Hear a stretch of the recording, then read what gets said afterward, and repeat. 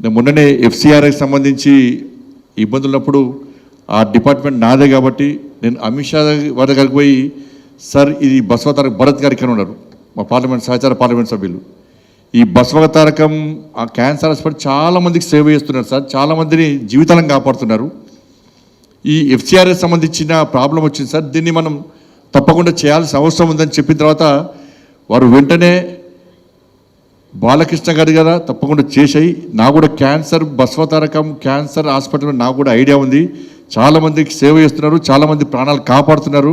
ఇప్పుడు క్యాన్సర్ వల్ల చాలా ఇబ్బంది పడుతున్న తరుణంలో వాళ్ళు చేస్తున్న సేవను గుర్తించి ఆ FCRని తిరిగి ఓపెన్ చేయాలని చెప్పి వారి ఆదేశం ఇచ్చిన తర్వాత వెంటనే కూడా నా డిపార్ట్మెంట్ కాబట్టి అమిత్ షా గారి యొక్క ఆదేశాల వరకు చేయడం జరిగింది.